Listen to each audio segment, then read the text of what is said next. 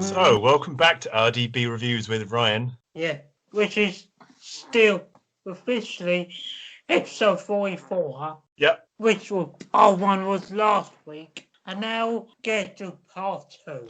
Hit us. It start with the recent Robert Rodriguez kids film. Can we be heroes? We can be heroes. Yeah, we can be. Recall likening that to a famous song. So we had a quick glance at this poster last week. Mm-hmm. This is a new release, is it? Or from last year? Well, from last year on Netflix, yep. Yeah. Which I thought is the best to not lead these ones out and just focus on these two before we carry on with the other 3 next year. Okay. Which is now. Yeah. Right. So, the plot, quickly. After their parents have been kidnapped by alien invaders, the children of Earth's superheroes team up and learn to work together to save their parents and the whole world. Yep. So, it's the kids of the supers. Yep. Which is pretty much like every superhero. Powers underneath the sun. So, they've all got the powers of their parents, have they? Well, similar, but not quite. One is almost got the same powers as Professor X. The other one they only got ones that are super smart. Mm-hmm. The other one is like a brother sister duo. Yeah. And the other one is pretty much as a ubiquitous.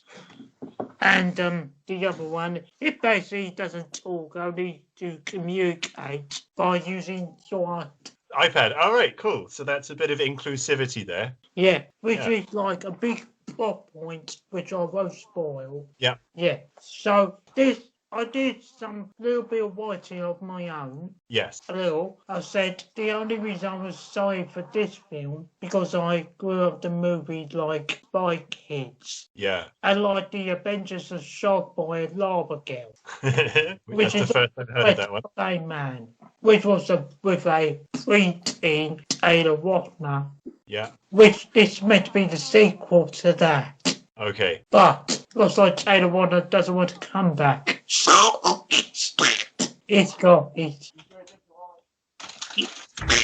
They just got some random bloke to play Shark Boy instead of Taylor Lautner. This is this other film you're talking about now, is it? The Shark Boy versus Lava Girl? Well, yeah, that's what I'm trying to say. It's a sequel to that. Oh, But if they decided to change the name and just use the characters in name only. It makes me think of Kick-Ass as well, where you have children being trained up to do superhero stuff.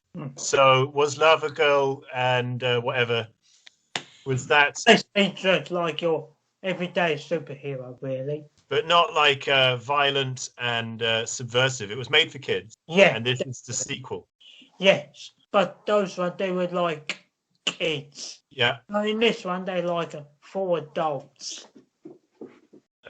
So these are not the kids from the first film then? No. Not from Spy Kids or from the first film. No. Okay, so they're a new cast. I was going to say, maybe we know the cast, and that's why they can do this plot of the parents all being kidnapped by aliens. It's good fun. Yeah. It reminds me as well, quickly, if I can, my experience is Goonies and E.T. Those are 2 films from the 80s that really put children at the forefront of the storytelling. And they often have, if not powers, then they have knowledge or intelligence that the adults don't have. So is it that kind of thing as well? Oh, yeah. I see what you mean. But for my generation, it was Spy Kids, the original Jumanji. Good example, yeah. Yeah. Jumanji, Small Soldiers. That's a nice one, yeah. Yeah, and Impossible. So basically, 100%, 59% of my childhood has been on television. Understood. Yeah, no, so basically the point we're making is the plot revolves around the kids. They drive the plot. They're the ones that have the ideas, and they're the ones that can save the day. And you don't get many films like that nowadays. Steven Spielberg aced it in the 1980s, but it falls to Robert Rodriguez to make kids have agency, which means that they can do what they want and they're not just in the background. Well, I will say quickly before we move on, Yep. the only big name, well, the 2 big names added to this film is the bloke who played the Mandalorian Pedro Pascal, yep.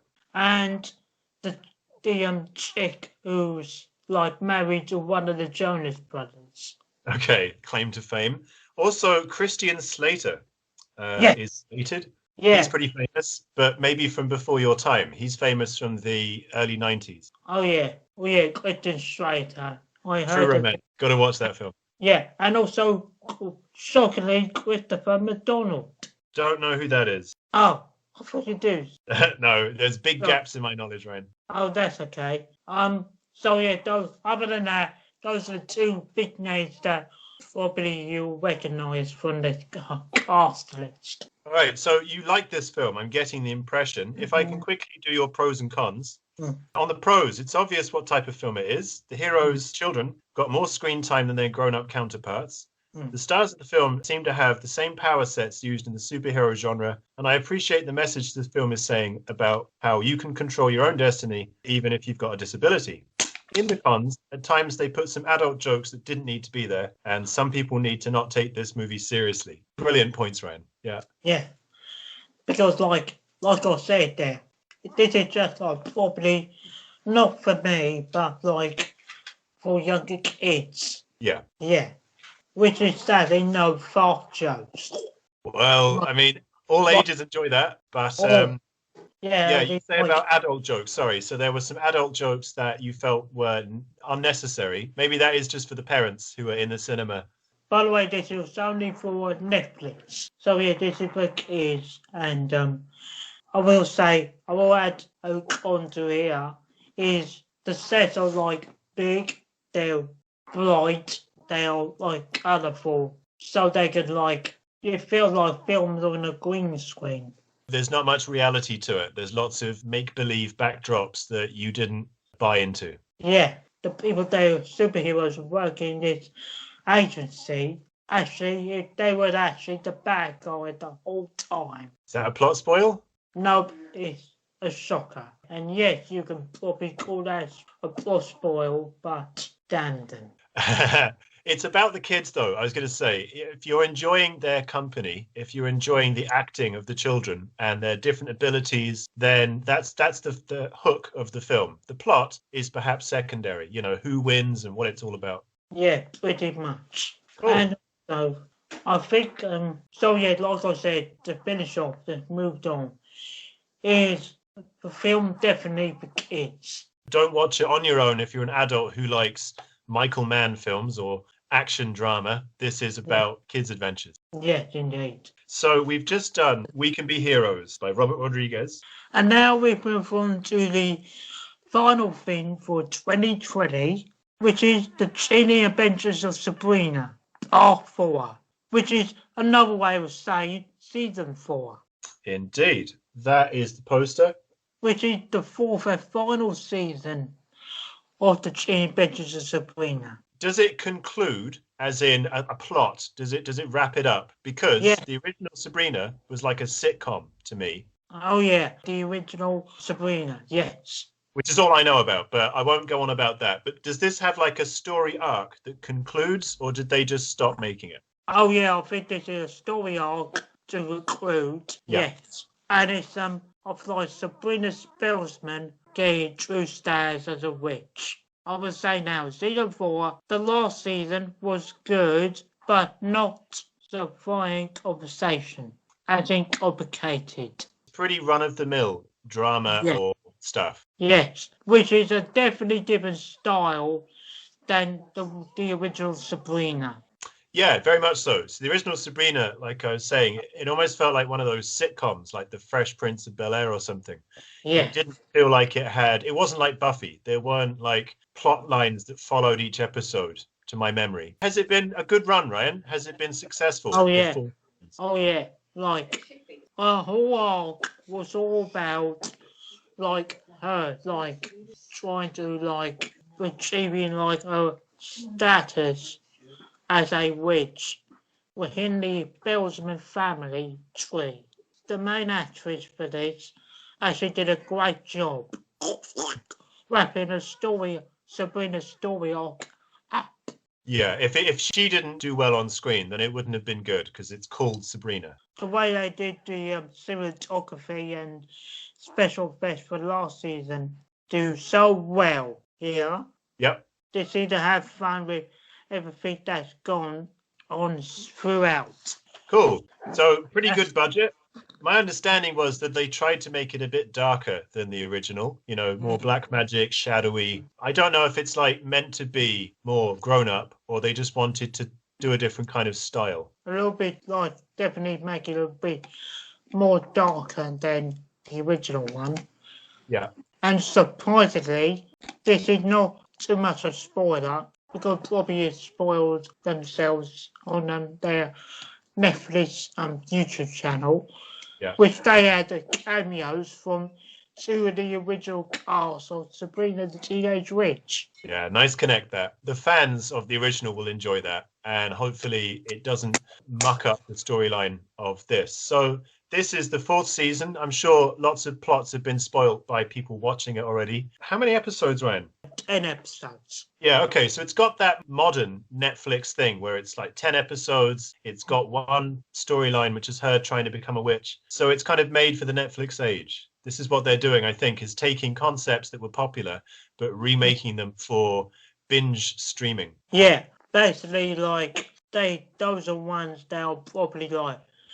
People like today probably won't remember those old original ones back in the day. Yeah, enough time has passed that a new audience can embrace it with no baggage from the past. But also people like me can go, another thing from my childhood or my youth that they brought back. I might give that a go. So it's clever marketing. Hopefully it was good on its own. Oh yeah, definitely.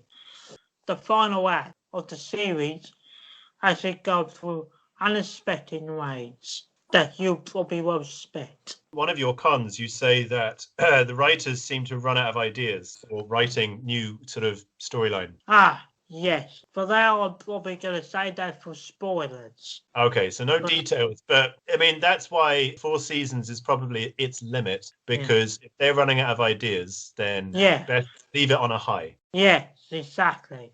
Cool. And probably they decided themselves they don't want to do no more because of the pandemic. I think they can't afford like spending a lot of money on these. Absolutely. Yeah, that's the other thing. So a bit like with Supergirl, things just are stopped by global events. And then, Yeah. Okay, so that's 2020 dealt with now. That's really good. Now we're on to 21. The future is now. Yeah. Which we did like little half of it last week, but now we're up to date now. All right, cool. This one, which is their Netflix original film, which by the way, all of these are on Netflix at the moment. All right, so that's your entire list today. Yep. Yeah, this one is The White Tiger. Right, I know nothing about this. I'm going to show the poster, so that's all I know about it, right? It's got a tiger. Which, well, if you actually read closely, they said secretly in cinema since December, but a wide on Netflix in January. Yeah, so at the bottom of the poster it says January Netflix, and it says that it's based on the New York Times best-selling book, which I haven't read. Or me.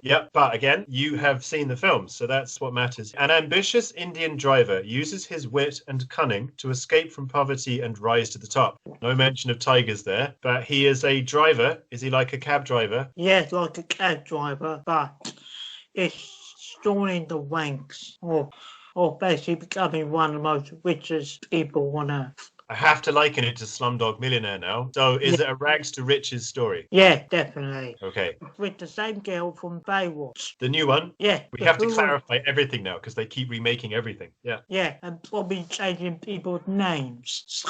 With non-American talent. It's an Indian driver, I presume, in India. It doesn't say. India. In your prose, Ryan, you say that the storyline was done so many times in the past, but that's okay. The filmography around... Is it filmed in Turkey or India? It perhaps doesn't matter. Well, actually, I did check the White Tiger location of this, and it turned out it said Turkey. Okay, so filmed in Turkey. It was beautifully well made, is Ryan's point. Throughout this film, you're rooting for Balram to get his own back, and the narration by Ardash Gurav, such a perfect guy to tell this story. Cons. Number of times in the film the dialogue was so difficult to understand. Certain moments throughout this film can be unsettling. Can I ask about that last point? What's unsettling about the film? Well, it's just a such a man, like, see certain moments, like, a lot of people, they get eaten by tigers a lot, like, right. And is that very graphically displayed then? Well, yeah, but also they, like, shows it, like, off screen, but you can, like, hear the noises in the background. So your imagination fills in. I don't know what someone being eaten by a tiger sounds like. I hope never to find out. So we haven't mentioned the tiger yet, Ryan, and I'm wondering how much of that can we say, or would it be plot spoiling to mention white tiger? Definitely plot spoiling, yeah. All right, but I'm guessing that Balram uses the white tiger to get his own back and to make his money. Or probably just use it as his nickname. Right, okay, so there might not even be a tiger. Looking at the poster again, the tiger is on a pile of cash, and it's possible, I could be wrong, that white tiger is a expression that means super wealthy or newly rich or something like that. Well, sort of, yeah. Okay, sort of in that way. So, Ryan, you like this film? Yeah, I thought it's very good. Is it in English? Oh, definitely English, yeah. But their accents maybe make it a bit difficult for you to understand everything that was being said. Yes, absolutely. I kind of got what they were talking about there. Yeah, I mean, I like watching dramas and films from other countries, and if you've got the subtitles on, that helps. But generally, the acting gets the message across, right? You know what's happening. Yeah, I see, like, seeing this guy throughout the film, like, slowly thinking, like, strategizing, like, his way to the top. And, like, getting on back on those down, like, getting the rich of India as well. Post-recession stuff, this, people like to see super wealthy people get their comeuppance. Yeah, and the elderly ones, I see they're the ones that's gonna come up on top. And now they become the filthy.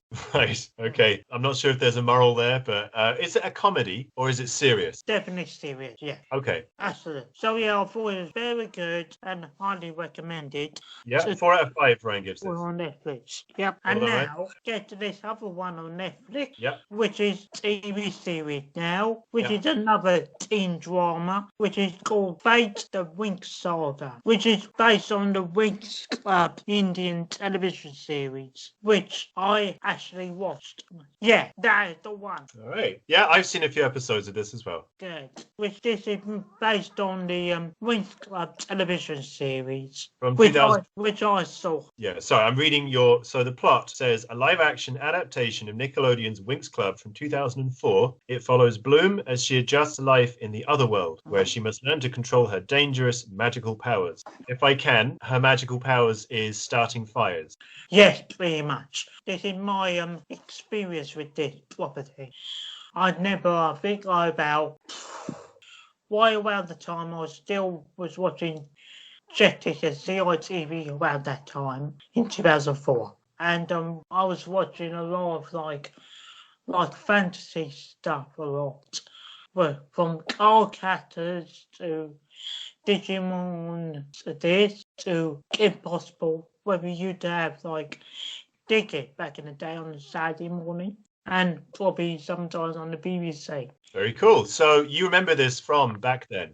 Well, sort of, yeah. Sort of less than the other ones. Yeah, Which is the world where there's this like school of witches and magic. Yeah. I was like, there are like fairies who tend to be. Yeah. They tend to skew female, and then you've got I don't know if they're wizards or just the warriors who are like fighting. They learn how to fight with swords and stuff, and the fairies help them. So it's very much like Zelda and Link. Link is the guy with the sword, and he's got his fairy that helps him. Yeah, pretty much. Yeah. Yeah, and that's all I remember. And I thought this series, which I was like actually rooting for to get made, which gladly they did. And I thought season 1 was a mixed bag, of hits and misses to me. As in, like, which I will get you to talk about in the pros and cons. Okay, so in Ryan's pros, I was surprised how everyone put a lot of work into the production of this show. The cast worked really well together. The pacing got a bit better as it continued on. You don't need to see the animated TV show in order to enjoy this one. And after watching the first season, it does leave you asking for more in a potential season 2. In the cons, every cliche from young adult TV shows and movies are a key present in this one, and this didn't take advantage of the edginess that much. I thought so too. It felt like it could have been edgier, but I just come off the back of The Witcher. So, oh, you know what? Or it could be like The Witcher, or like Twilight, or Shadowhunters, or The 100, or Divergent. Very good, right? And so many ones I can top of my head. Absolutely. Will be here forever. All of that will sum up what this program is. So this is another one of those fantasy type things, which deals with concepts we're all aware of, fairies and magic and other worlds. But this is for either the fans of the 2004 or it's for a younger audience. I get the feeling it's for kids. Oh, well, it probably could be either for teens or probably fans of the TV series. Yeah, like younger people, sorry, not toddlers, but it's for younger people. Which I can hear a lot of complaining. Sorry, that's why, that's the expression that I hear. Oh, yeah, I'm with you. When shows like these do come to greenlit. Yeah, people like me get very sniffy about, it's for kids, it's not very intelligent. But I enjoyed watching a few episodes. I don't think I would have gotten invested in the characters. But you're right, it doesn't need to be serious, and it doesn't need to be Lord of the Rings, right?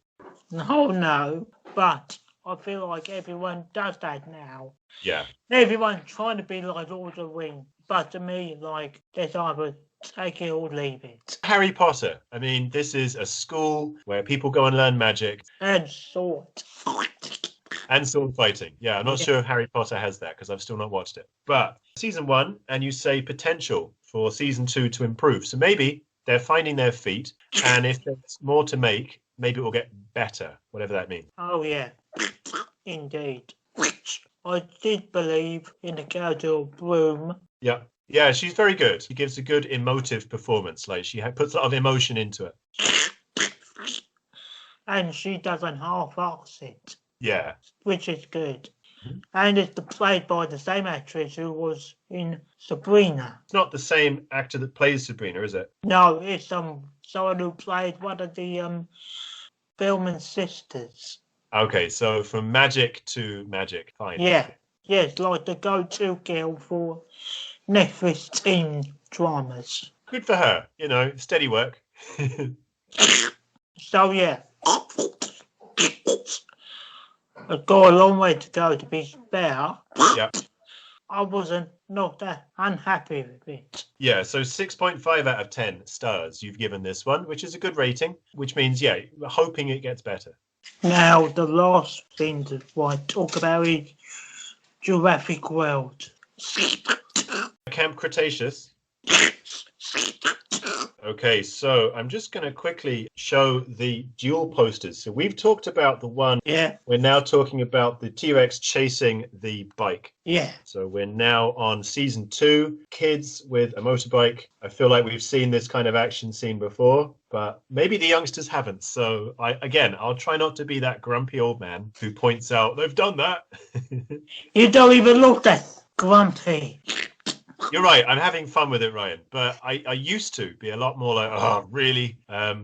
This is good, though. This is Netflix cartoon released January 22nd. So this is a very new release. Yeah. Have you watched all of it yet? Yes, I did. And I feel like it's more the same as the first season, which is they are trying to survive, which what happened last season, which they are left on the island now. And all they've done is to trying to survive the jungle. Yeah. Yes. So before someone arrived to take them home. They had to fix a radio, I believe, in the first series in order to get help. But then they didn't want to do that because it was spoiling their fun. Yes, exactly. Right. So they're still stuck. I don't know whether the radio thing worked out, but they're waiting for help. Yes, exactly. Same as this season. Yeah. Which is like, they were like waiting for help. As they like try many ways to try to get help from whether it's from like just dinosaur hunters or just like trying to find their way themselves home. Okay. Are they trying to get to the docks and to a boat, because normally the film is like a disaster movie. You're trying to get from point A to point B where you can get safety. So is there somewhere they're going? Well, yeah, they're trying to find someone to help them, trying to get off the island and back to their homes. Okay. So they don't have to be eaten by dinosaurs. Not as good as the first one you'd said, but it was still good. Yeah, it was still good, but not as good as the first season was, in my opinion. Perhaps if it's more of the same, the novelty has worn off a bit. You say in your prose, all 5 survivors work really well, attempting to escape the island and go home. And I like how this season was structured and how it's connected to the main universe. I wish the season would have no villains at all, as they had sort of copied the same ending from the first season. Spoiler alert. So you haven't spoilt it per se, but you are saying, if you've seen the first one, this ends in a very similar way. Yeah, which is, I'm not going to tell you. Good. I don't want to know. But this thing about villains, Ryan, I agree with you. I didn't like in Jurassic World, we've said this already, Vincent D'Onofrio character, who's like, I'm going to sell the raptors to the American government. It's like, no one needs you there. The raptors are the bad guys. They're also the good guys. I'm about to say, the dinosaurs are the bad guys. Dinosaurs are the bad guys. They've got sharp teeth. I mean, it's like Jaws, but imagine having like an evil businessman attached to the Jaws film. You'd be like, no, you've got a monster. You're good. Yeah, sadly, I've only seen the first one. Right. Never bothered seeing that. Pretty much the same thing. So you're good. Yeah. So yeah, this is definitely connected to the main timeline, to the main movies of Jurassic World.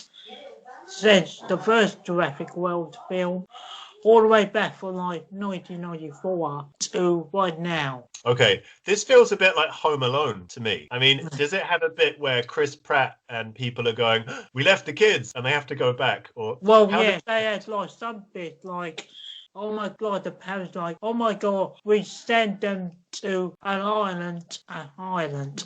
Figure, being Irish there. To an island and we let them there to probably thinking we're shit parents. I still don't fully understand how that's happened, but it happened, so that's fine. So there's 5 of them, none of them die. That almost is a drawback for me, Ryan. If I'm going to watch a Jurassic movie, world or park, I need someone to get eaten, you need someone to... Oh yeah, definitely. But I think they're one of the returning characters from the last film, the last series, excuse me, who just fall down. Probably you have seen the first season. One of them just fall down, and this entire episode focuses on his character in this season. Okay. Which is trying to survive.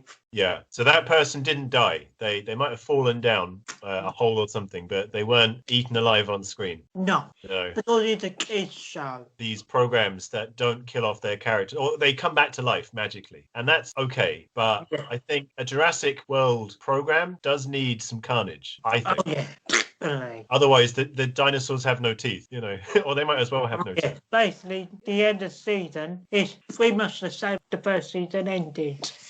As in, they got stuck again. Dungeons and Dragons, all over again. Yeah. So maybe Season 3, they have some new ideas, but they remain stuck. Yeah. They'll always just be stuck there. Yeah. Or they could just say, we just find our way off the island. Okay, so it turns into that Tom Hanks film with Wilson, the football. Castaway. Castaway. So they have to build their own raft, maybe.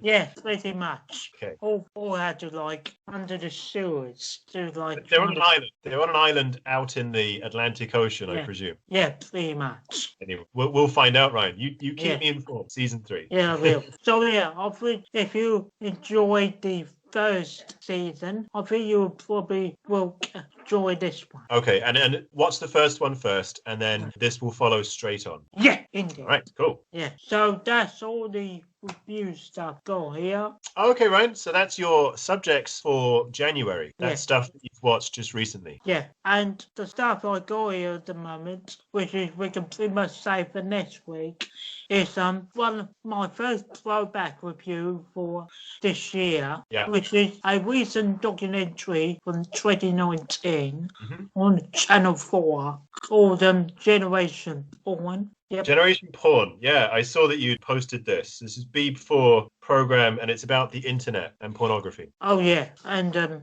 yep, indeed. That's the one. Yeah. So a series exploring the explosion and effects of internet pornography across the world through those who watch, produce, and star in adult movies. Warning contains some nudity. That'll be the program. Which lovely, my mum put that on there as a special warning for people. Yeah, I mean, there are all sorts of porn out there, but I'm guessing most of it involves people not wearing clothes. So, fair point. No. Right, in the pros, this mini-series, this is Channel 4, isn't it? Yeah, definitely Channel 4, yeah. Yeah, we know what we're getting with Channel 4. This mini-series goes step by step behind the scenes to give an insight of the adult industry. Actors like Gia, Kendra, and Gianna tell of their own experiences, as well as members of the public not involved in the industry. After watching the docu-series, everyone gives their own perspective on the subject of porn in an internet age. In the cards, this one will quite tricky to find anywhere other than All 4. So that's a subscription service? Yes, which is like the ITV Hub. ITV Hub. Or BBC iPlayer. Yeah. My guess is if you Google Generation Porn and then put the number 4 in there, you'll find a player that will play it. So I'm intrigued, Ryan, that they all give their opinion. Normal members of the public, which give their own point of views and how much, like, certain of them, how they watch their lives. Porn, as in from like many different couples, normal people, like families, probably like gay couple or couples in general, excuse me. Yeah. Or from like their industry bosses and like the sex experts. Yeah, it's interesting that this is 2019. So sex workers will be a lot affected by the pandemic, and a lot of people are doing online stuff. I listened to a Radio 4 program about this. Yeah, I was going to say that as well. Their industry is booming. On the web. Well, we've got Netflix for streaming, and then you've got Pornhub, which I'm sure everyone's heard of by now, for watching. Yeah. But sorry about that. Yeah. Let's try and stick on the subject at hand. This is, I guess it's being a bit raunchy, a bit cheeky. Is it moralizing, Ryan? Well, but is it saying that it's a bad industry and it's bad to women, and is it telling off the industry? Well, or is it being positive? I better differ there. No, he's asking, does he do that? Oh, well, yes, the program. So you can give your opinion. But is it the program saying porn is bad or porn is good, or is it somewhere in between? Well, I think it's definitely somewhere in between. Yeah. Yeah, and it depends of like some people probably like definitely young people who would like come across the porn some point in their lives. Definitely with young teenagers. I mean, I think it's still the case. Most of the internet is porn, so you think about social media and all these lovely things that are on the internet, but mostly it's pornography. And that's been the case since the 1990s. That's almost what it was set up to be. And also, like, I like the quality shown in like each episode, which is not that very long. It's like 3 episodes. The whole thing is 3 episodes. Yes. Okay. Which is, whoever you are, wherever you are, you're the ones that are watching it. Yeah. We're all complicit, yeah. Yeah. And we are all the blame for it. All under sits in today's age. Indeed. Which is basically, we are the ones that watch it. A lovely point made by Alan Moore, who wrote Watchmen and that kind of thing. And he did a pornographic graphic novel about Alice in Wonderland and some of these characters that are very sweet and innocent. And his point was, it's great to glorify action, and death. Like we celebrate showing people getting killed on screen all the time. But we're not allowed to show people being, created, if you will. We're not allowed to show love scenes. And he was just scratching his head going, isn't that funny that we're all about war movies and death, but we don't like showing how people come into the world? So he was challenging this idea of what pornography is, basically saying, let your hair down, like, get over it. Yeah. I don't know your opinions, Ryan, but did you find this entertaining? Well, yeah, at certain points when I watched it back in 2019 and watching it back then, but also since it's been like 4 years since I watched it. Yeah. I could say like pardon my mum, she'll probably like have different thoughts about it. Everyone's got their opinion. She like heard the word porn after a conversation. Or fingers in her head. Blah, blah, blah, blah, blah. You don't know what's coming after that, do you? No pun intended. She'll probably just poor-headed shame. Yeah. Yeah, so just going all over the place. It sounds like a very Channel 4 thing to do as well. They can say, oh, fun, and we'll interview people. And then maybe they do a bit of moralizing at the end. Yeah, which is basically like, they just like, they're normal members of they've just been interviewed. And like, it does really explore different like people with different like experiences with some of the good and some of the bad. I mean, South Park dealt with this with Butters and a girl that wanted to go out with him. We were talking about one of the series. Oh yeah, I see what you mean. Yeah. The point was, little boys especially are subjected to pornography at such a young age now on the internet that they get unrealistic expectations of what their dream girl or person would be. And the internet, the porn isn't real. It's all make believe. It's all made for your pleasure. I was about to say a fantasy. Perfect. Thank you, Ryan. That's the word I should have used. So it's fantastical. It's not meant to be what you're looking for in your real life. No. Just that point that Butters is like, I want all my girls to look like this, and you're like, that's a Photoshop picture. No. But if I like meet, this is me being over the top here. If I like meet one of them, treat them like any other human being. Hi there. Well, they are every other human being. It's just that... But not fully close, but I get where you're coming from. Yeah, I mean, there's always been pin-ups, right? There's been Playboy, there's been a lot of porn that's been accessible. Like MHS and there's... Well, not MHS. FHN, goodness. Yeah.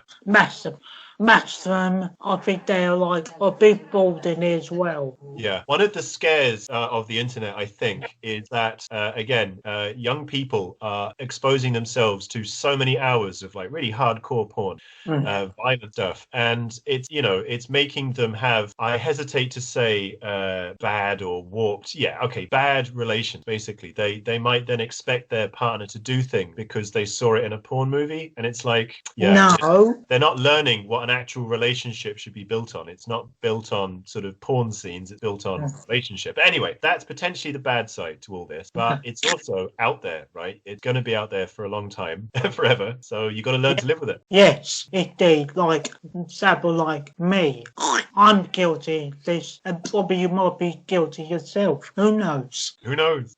Yeah, but it's just the nature of the beast. But, cool. Okay. But back to subject. Before we finish off, we move on to chat to everyone else.